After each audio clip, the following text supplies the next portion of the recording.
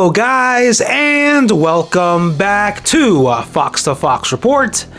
Man, do I wish we were back in the World Cup, because this Boxing Day was a complete disaster and a huge shocker. Did I think that Newcastle was a tough team to play against? Of course. Did I think they were going to score 3 goals by the first half? Absolutely not. What happened? Well, we overlooked Newcastle. Seeing how they only won by 1 goal against Bournemouth in the Carabao Cup, let alone being Bournemouth, a team that just came from Championship to the Premier League this season, thinking that perhaps, you know what, Newcastle may have dropped in form. Also, Callum Wilson not playing in this match due to illness, so that's already 1 positive for us and 1 negative for them.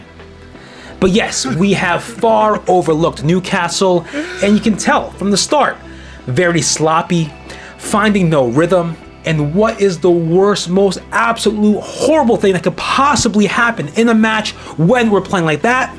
A PK within 2 minutes. Then we concede a goal. And what happens? We can no longer create. We can't find our attacking players. We can't find Daka, Barnes, Pratt. Oh, a complete disaster.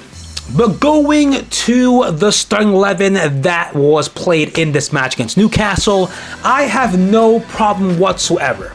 Looking at that formation, looking at the starting 11, it is perhaps the strongest squad that we have that isn't injured. No, Madison was injured, he's not playing, so what are you gonna do? You put in Dennis Pratt. I would put in Dennis Pratt.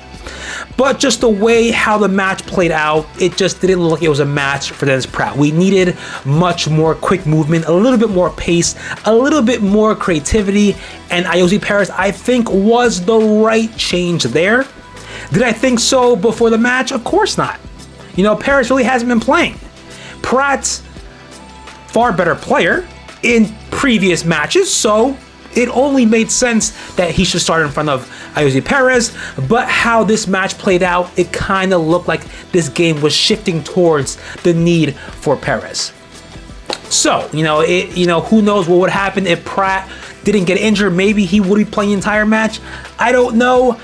But yeah, a complete just loss in focus, far overlooking Newcastle, and you can't really do that because Newcastle were the team that were just focused from the start of the match, looking for that goal, in which they found 3 in the first half. Now we try to get back into it, but we're not a team that's going to come back from a 3-goal deficit, let alone a 2-goal deficit. You know, when's the last time we came back from being 2-0 down? Not as far as I can remember. So, what can we do? Try to see, how we can kind of shift this in creating more possession, perhaps creating more opportunities to shoot on goal. Yes, we had some, but it just never really ended up behind the net. Now, Patson Daka, from what I'm hearing, some fans are saying that Vardy should have started, but just going on previous matches, we really can't say that Vardy should be starting every single match in the Premier League. Given our previous matches, Daka having that shift in change of role between him and Vardy, between matches, it necessarily was the most logical thing to do. So Vardy played against MK Dons on the weekday for the Carabao Cup. So now you're gonna put Daka in. That's what we always been doing. So, going from there, Daka, yes, of course, he had opportunities, but he held onto the ball for too long, got pushed, no foul being given. So, you kind of can be mad and disappointed about that. But, what can you expect? It's not just Daka's fault. It is not the defense's fault. It's not just one single player. Everyone just came in that match far out of focus, really thinking that Newcastle has changed its ways and dropped in form. Far from the truth. We just gotta stop doing this. We can no longer be thinking that, this team played terribly their previous match. it's going to be an easy match for us. No, we have to go headstrong, thinking that every single team that we play that's in front of us is in the top 3.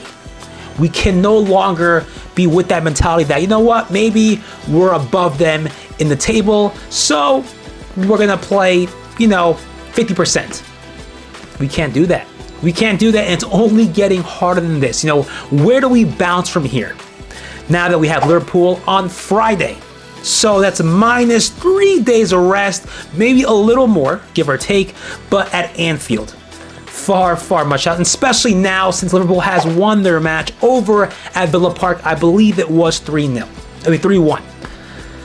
Yeah, so what I can say from this match is that there are opportunities there. There is the talent, the chemistry, it's there.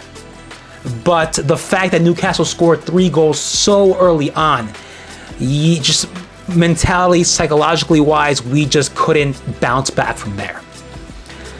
But now it's just all about focusing on this match against Liverpool, pushing this match aside. Forget about this match against Newcastle. It's done. It's over. We turn the page. Even Kieran Dewsbury Hall says he does not want to remember at all about this game. Just forget about it and move on. If we can do that, then I think we can definitely go on with a much, much better focus, better performance at Anfield on Friday. Hopefully Maddison is fit for this match because he is the creative player, but let alone we can no longer be just counting on the one single player to be the difference in what whether makes us good or bad. So that's pretty much all I have for this match against Newcastle. We lose 3-0 on Boxing Day at our own home at the KP Stadium. There's nothing to say that we have dropped in form because there were instances in this match against Newcastle where we can say, you know what, maybe if we had played like we did in the second half and it had been 0-0 in the first half, then perhaps we could have taken something positive out of this game. But no, our focus just wasn't there the first 10, 15 minutes. We let in 2 goals. Then later on in the first half, we let in 3, and it was too late. And that's how football works. If you're not within the match from the first second of the first whistle, you're going to let in a goal. Next thing you know, it's impossible to come back. And like I said, we're not really known for coming back once being scored on by even 1 goal, perhaps. So that's all I have for this post-match review against Newcastle. Let me know what you guys think. I'll see you guys next time for the pre-match review that will be against Liverpool. Take care.